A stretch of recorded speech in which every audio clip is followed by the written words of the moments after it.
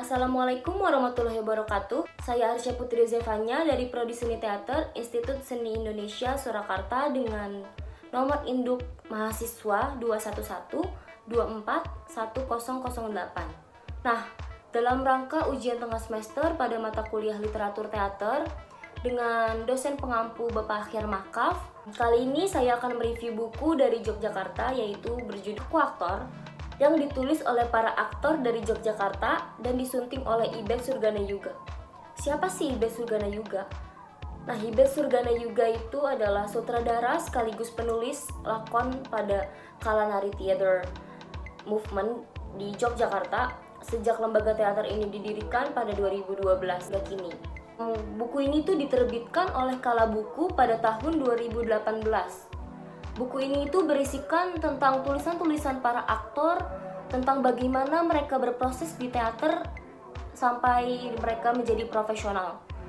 Lalu pada buku ini terdapat 6 bab, yaitu terdiri dari prolog, konsep, metode, proses, menengok ke depan, dan menengok keluar. Oke, kita lanjut ke dalam isi buku ini.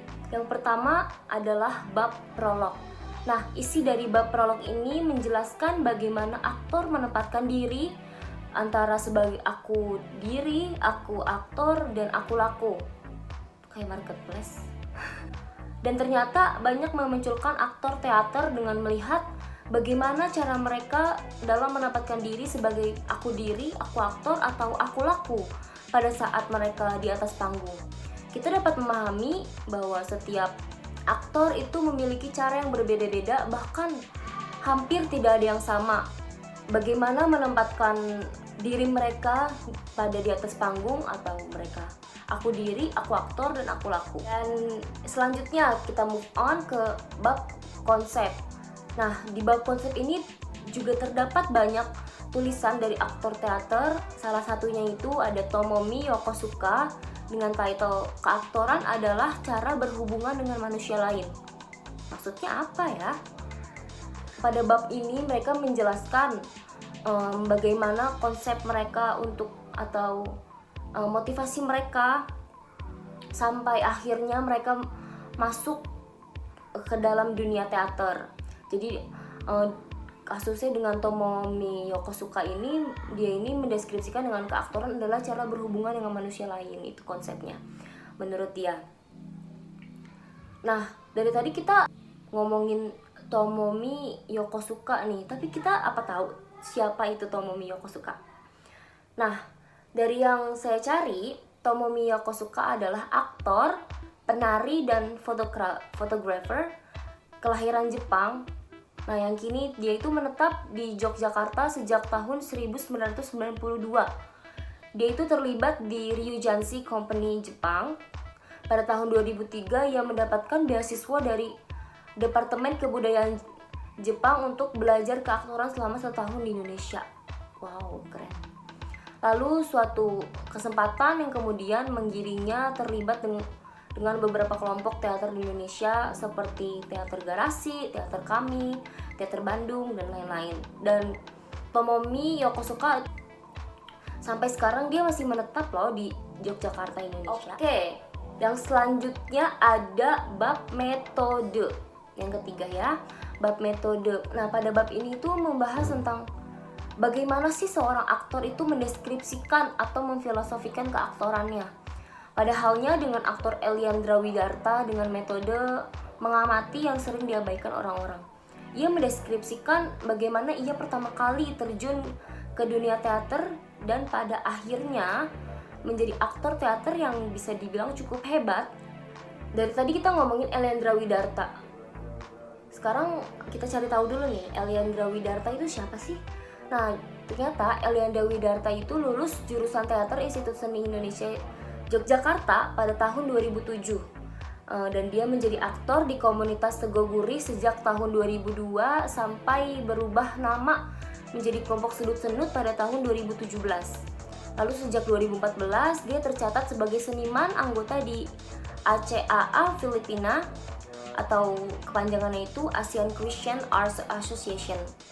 Lalu dia juga terlibat di Open Lab Art Project Reformation or Transformation atas undangan dari WCRC yang kepanjangan itu World Communion Reform of Church di Leipzig, Jerman pada tahun 2017.